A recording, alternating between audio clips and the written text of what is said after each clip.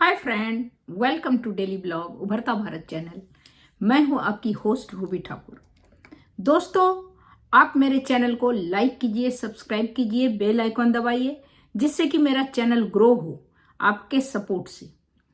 तो आज का टॉपिक है दोस्तों कि पाकिस्तान जो एशिया का एक कंट्री है, जो पहले भारत में साथ था, अब 1947 में वो अलग हो गया। तो उसकी जो पाकिस्तान का जो फौज है वो देश का रक्षक है कि भक्षक है।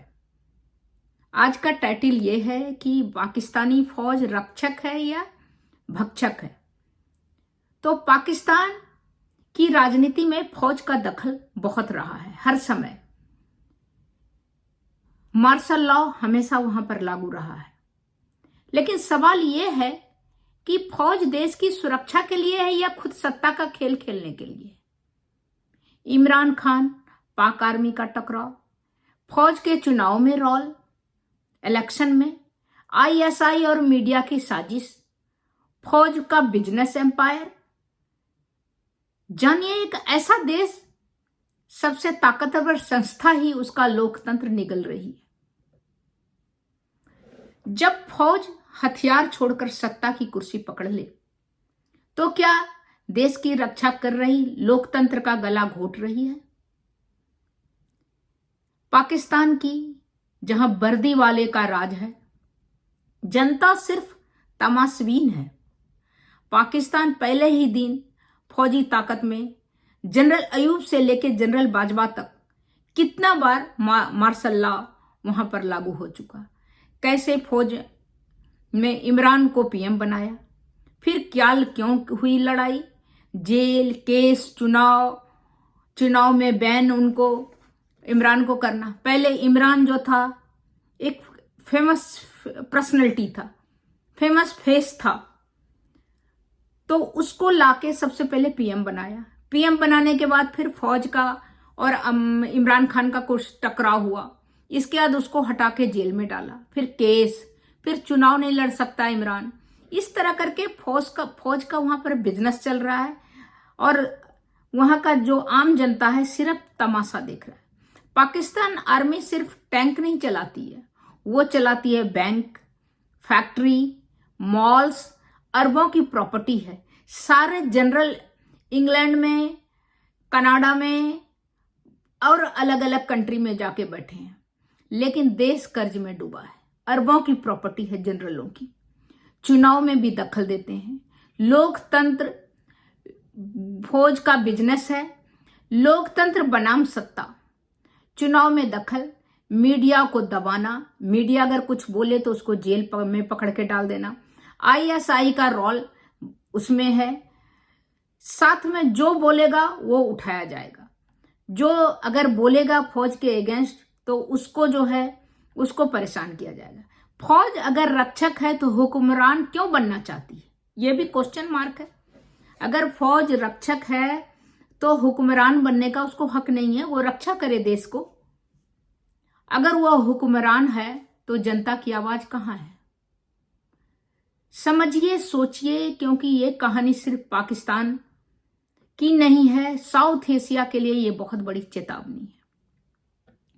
पाकिस्तानी झंडा जो है उसके लिए जो फौज है, उस झंडे को सही सलामत, देश को सही सलामत रखने के लिए फौज तैयार किया जाता है।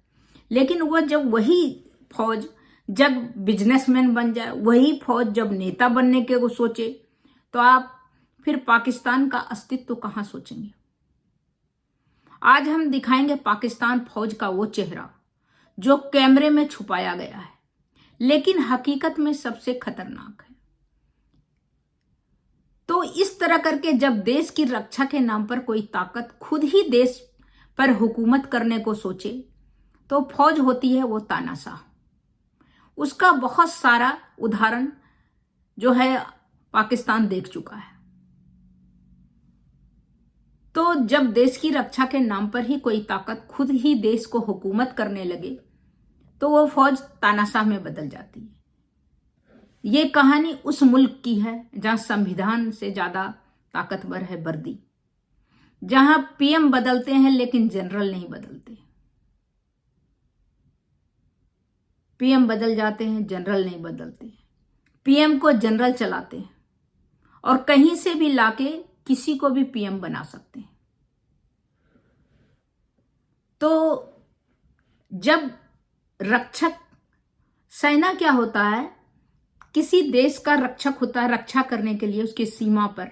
जब रक्षक ही भक्षक बन जाए तो फिर आप उस देश का और उस देश के जो आम पब्लिक है उसके बारे में आप क्या सोच सकते हैं।